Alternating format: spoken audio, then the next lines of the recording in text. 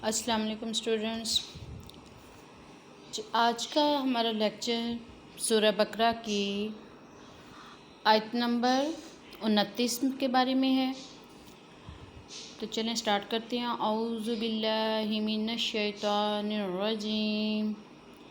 بسم اللہ الرحمن الرحیم۔ ہوا وہی ہے الذی جس نے خلقہ پیدا کیا لکم تمہارے لیے ما جو فی میں الارض زمین جمیع سب کا سب ثم پھر استوا سیدھا کر دینا، بالکل برابر کر دینا، پوری توجہ کے ساتھ توجہ فرمانا۔ الی طرف السماء آسمان، فسوہن پس سوہن ٹھیک ٹھیک بنا دیا ان کو، سبع سات سماواتن آسمانوں کو، اور ہوا وہی ہے بکلی ساتھ ہر شین چیز کے، علیم جاننے والا۔ هو الذی خلق لکم ما فی الارض جمیعا، اور وہی ہے جس نے سب کچھ جو کچھ زمین میں ہے اس کو پیدا کیا، ثم استوی پھر الی السماء فسوہن سبع سماوات، اور پھر آسمان کی طرف توجہ فرمائی اور سات آسمان ٹھیک ٹھیک بنا دیے،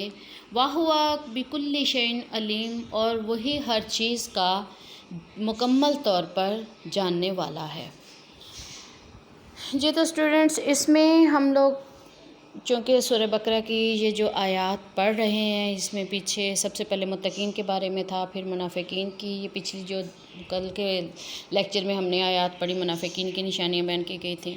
پھر آخر میں اس رکوع، یہ رکوع نمبر 3 ہمارا چل رہا تھا، اس رکوع کے آخر میں اللہ تعالیٰ نے پھر وہی فرمایا کہ جو کچھ بھی اس زمین اور آسمان کے بنانے والا ہے وہ کون ہے؟ وہ اللہ ہی کی ذات ہے۔ منافقین سے پھر آخر میں یہی کہا گیا کہ تم بے شک اللہ کو مانو یا نہ مانو، بے شک اس کے ساتھ شریک کسی کو ٹھہراؤ، لیکن آخر کار تم سب کو پیدا کرنے والا، اس زمین اور آسمان کو پیدا کرنے والا، آسمان کی 7 تہوں کو پیدا کرنے والا، 7 آسمان بنانے والا، یہ سب اللہ ہی ہے، اس کے سوا کسی کی یہ جرات نہیں ہے کہ وہ یہ چیزیں پیدا کر سکے۔ تو اس میں اللہ نے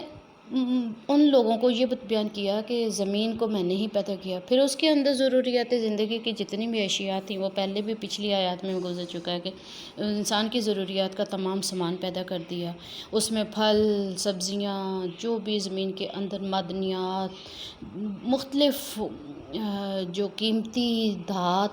سب کچھ یعنی کہ زمین کے اندر سے اللہ تعالیٰ نے انسان کی ضروریات کے لیے پیدا کیا۔ پھر اس کے بعد اللہ تعالیٰ نے فرمایا کہ زمین کے پیدا کرنے کے بعد میں نے 7 آسمانوں کو بنایا۔ اب اس میں بعض مفسرین رائے یہ دیتے ہیں کہ یہ 7 آسمان جو ہیں وہ 7 آسمانوں سے مراد یہ ہے کہ یہ نظام شمسی کا ہمارا جو سیارے ہیں 7، ان کی طرف اشارہ ہے۔ تو اللہ تعالیٰ نے یہ کائنات کے اندر جو بھی چیزیں پیدا کی، زمین میں تو کی ہی ضروریات زندگی کی، لیکن اس کائنات کے اندر، آسمان کے اندر جو سیارے پیدا کیے، اس کے علاوہ اور بھی بہت سارے یعنی چاند سورج ستارے، یہ ساری چیزیں پیدا کی، تو یہ سب کس نے پیدا کی ہے؟ یہ اللہ تعالیٰ نے ہے پیدا کیے ہیں۔ اور آخر میں اللہ تعالیٰ اپنی صفت کاملہ، جو اللہ تعالیٰ کی صفات میں سے ایک صفت علیم ہے، علیم کا مطلب ہے جاننے والا، تو اللہ تعالیٰ نے اپنی اس صفت کو بیان کیا ہے کہ یہی اللہ ہی کی ذات ہے جو کہ تمام غیب کے رازوں کو، اس کی ساری جتنی بھی آسمان کے اندر، زمین کے اندر، جہاں بھی، ایون کہ انسان کے دل کے اندر بھی جو ذرا برابر خیال ہے، وہ سب سے اللہ تعالیٰ واقف ہے، جاننے والا ہے، اور کوئی چیز زمین و آسمان کی اس کے علم سے باہر نہیں ہے۔ اللہ تعالیٰ تمام جہانوں کے دلوں کو، ان کی نیتوں کو، ان کی ارادوں کو جاننے والا ہے، اور ان کے ہر اعمال سے باخبر ہے۔ جی تو یہ ہمارا تیسرا رکوع ختم ہو گیا۔ اس کے بعد آج ہم سٹارٹ کریں گے، ہمارا رکوع ہے چوتھا۔ تو میں آپ کو تھوڑا سا اس کے بارے میں بیان کر دوں کہ یہ رکوع نمبر 4 میں آیت نمبر 30 میں حضرت آدم علیہ السلام کے قصے کو بیان کیا گیا ہے اور ساتھ اس کے ابلیس کے قصے کو۔ چلیں جی ہم اگلی آیت پڑھتے ہیں۔ اور اس جب کالا کہا ربو کا تیرے رب نے للملائکتی ملائکہ سے یعنی کہ فرشتوں سے، انی بے شک میں جاعلن بنانے والا ہوں، فی الارض فی میں الارض زمین میں، خلیفتاً ایک خلیفہ۔ قالو تو وہ بولے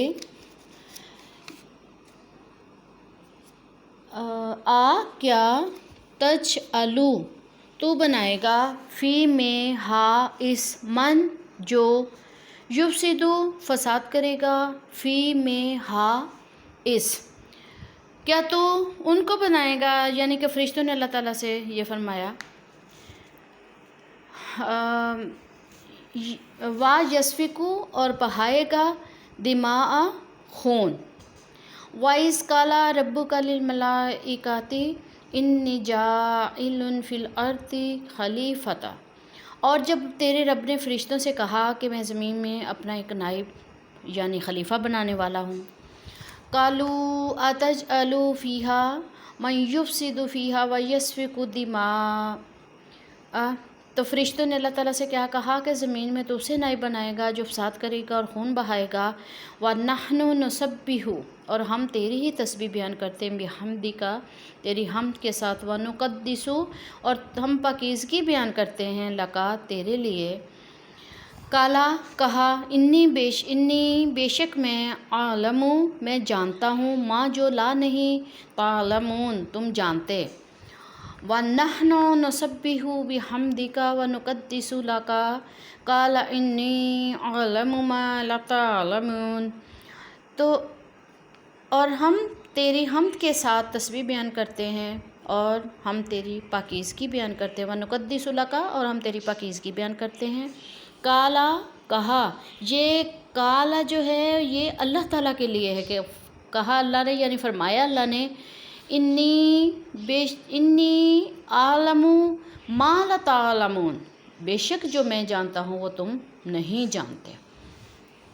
تو اس آیت نمبر 30 کے اندر سب سے پہلے ملائکہ کے بارے میں آپ کو بتاتی ہوں کہ ملائکہ کون تھے۔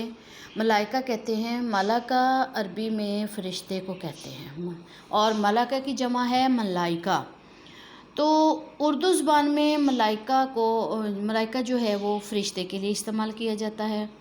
اور عربی زبان میں ملکہ کے معنی پیغام رساں، قاصد اور رسول کے ہوتے ہیں۔ شرعی اصطلاح میں فرشتے سے مراد وہ نورانی مخلوق ہے جو لوگوں کو نظر نہیں آتی لیکن اللہ تعالیٰ کے حکم سے نظام عالم کو چلا رہی ہوتی ہے،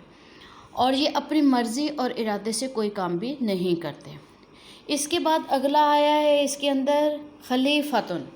کہ بے شک میں خلیفہ بنانے والا ہوں۔ تو خلیفہ کے معنی یہ ہیں کہ خلیفہ نائب اور جانشین کو کہتے ہیں۔ اللہ تعالیٰ نے ایک اور جگہ قرآن پاک میں فرمایا، هو الذی جعلکم خلائف الارض، وہی ذات ہے جس نے تمہیں زمین کا حاکم بنایا۔ سورہ انعام کی آیت ہے یہ۔ تو خلیفہ جو ہوتا ہے وہ اللہ تعالیٰ کے نائب کی حیثیت سے ہوتا ہے، وہ اصل مالک نہیں ہوتا بلکہ اصل مالک جو ہوتا ہے وہ اللہ تعالیٰ ہے، اور وہ نائب جو ہوتا ہے اس کے اختیارات جو ہوتے ہیں وہ ذاتی نہیں ہوتے بلکہ مالک کے عطا کردہ ہوتے ہیں، اور جو بھی مالک اسے وہ کام سونپتا ہے اس نائب کا کام یہ ہوتا ہے کہ اس کو پوری طور پہ بجا لائے اور پورا کرنے کی کوشش کرے۔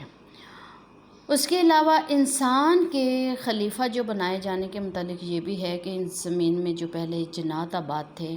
انہوں نے زمین کے اندر فساد پھیلایا، تو اللہ تعالیٰ نے ان کو منتشر کر دیا اور ان کی جگہ خلافت جو تھی وہ بنی نوع انسان کے سپرد کر دی۔ اور ایک رائے یہ بھی ہے دوسری جو اور علماء نے بیان کی ہے کہ اللہ تعالیٰ نے زمین میں خود اپنا خلیفہ مقرر کرنے کا فیصلہ فرمایا۔ تو یہ اس وقت کا بیان کیا جا رہا ہے کہ جب اللہ تعالیٰ نے حضرت آدم علیہ السلام کی تخلیق کر لی اور فرشتوں کو پھر یہ چیز بتائی کہ میں سوچ رہا ہوں کہ میں ایک انسان جو ہے وہ خلیفہ کے طور پہ پیدا کروں، زمین میں بھیجوں، یعنی ایک خلیفہ بناؤں اپنا، اور وہ انسان ہوگا۔ تو فرشتوں نے کہا کہ اے اللہ، ہم ہر وقت تیرے تسبیح بیان کرتے ہیں، تیری تعریف بیان کرتے ہیں، تیری عبادت کرتے ہیں، تو ایسے انسان کو جو کہ زمین میں جا کے فساد کرے گا اور جو آپ کا نائب ہوگا، کیونکہ فرشتوں کی یہ پیشین گوئی تھی کہ وہ سمجھتے تھے کہ اللہ تعالیٰ جو نائب بنا رہے ہیں، اس کے ذمہ اتنے اختیارات دے رہے ہیں، تو وہ ہو سکتا ہے کہ وہ صحیح اختیارات استعمال نہ کر سکے۔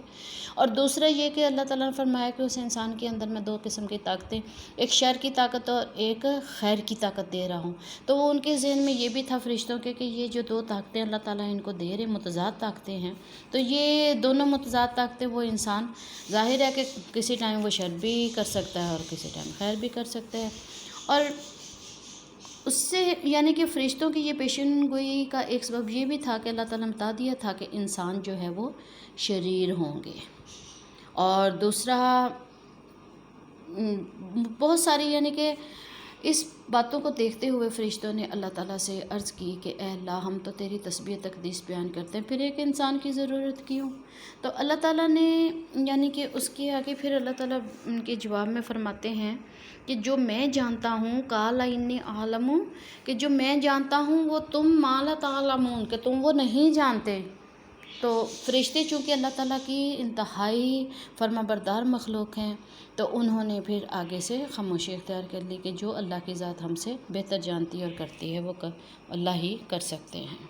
تو جی یہ آج کا ہمارا لیسن تھا۔ انشاءاللہ اب کل اگلی آیات اسی میں پڑھیں گے، یہ رکوع نمبر 4 کی اگلی آیت نمبر 31 انشاءاللہ کل پڑھیں گے۔ اللہ حافظ۔